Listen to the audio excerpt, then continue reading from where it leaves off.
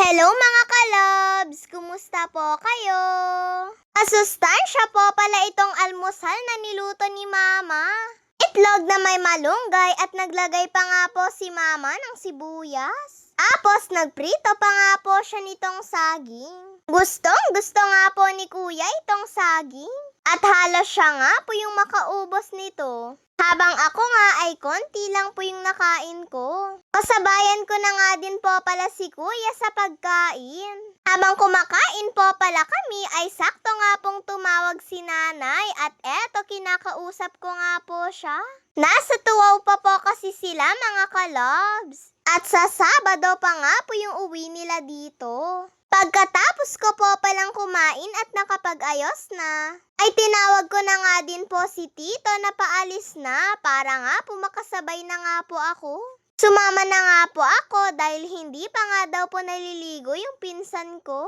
At baka maghintay pa po kasi ako ng matagal. May gagawin pa nga po kasi kami. At isasabay na nga lang daw po siya ni Tita sa mga pinsan kong papasok. At kaninang tanghali, eto at kumakain na nga din po kami.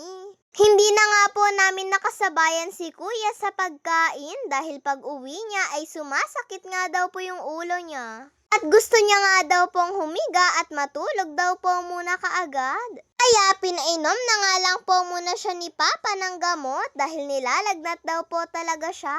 At kaninang hapon ay nandito nga po yung tita ko na kaklase ko. Gagawa po kasi kami ng parang flag para po sa Girl Scout namin. At dito na nga din po kami sa bahay gagawa. Pero bago nga po kami mag-umpisa, eto at nagmimerienda nga po muna kami ng tinapay. Saktong kakauwi nga lang din po nila Mama at Papa dyan. Tignan niyo naman po itong dalawang cute na ito at halos magkamukha na nga po sila. Parehas na nga pong maputi ay parehas pa nga po ng buwan ng birthday. Kaya parang kambal nga po silang tignan. Medyo may pagkahawig nga din po kasi silang dalawa At pagkatapos po pala naming mag-drawing sa Manila paper, ay tinawag ko nga po si Papa para po tulungan kami na hatiin ito pong kahoy na paglalagyan ng flag namin. Mahirap nga po kasi itong hatiin at hindi nga po namin kayang dalawa.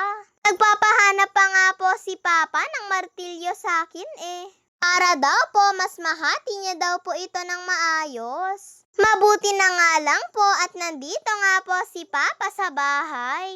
Kahit nga po sobrang busy niya ay nagawa niya pa rin nga po kaming tulungan. Dito lang naman po sa paghahati nitong kahoy. Kung alam nga lang din po kasi sana namin ng tita ko, di sana ay kami na nga lang po yung gumawa. Ayan nga at nilalagay na nga din po namin eto pong flag na ginawa namin sa kahoy. Pagkatapos nga po itong hatiin ni Papa, hinati niya nga po ito para po maipit po itong flag. At sabi niya nga po ay goma nga lang daw yung kailangan nito para daw po maitali. Kaya tinulungan niya na nga din po kaming magtali nito.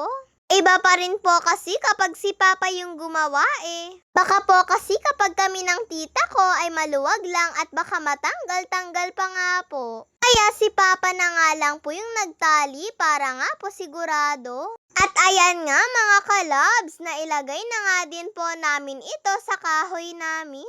Pero doble ingat nga lang po, baka po kasi ay mapunit po ito. At sa wakas mga kalabs, tapos na nga din po itong flag namin. Para po kasi ito sa Girl Scout po namin.